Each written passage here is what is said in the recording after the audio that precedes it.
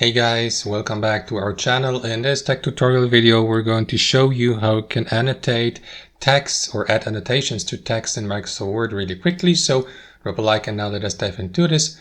So annotating or leaving annotations is basically the same way as commenting a text here on Microsoft Word. So access the document you would like to edit.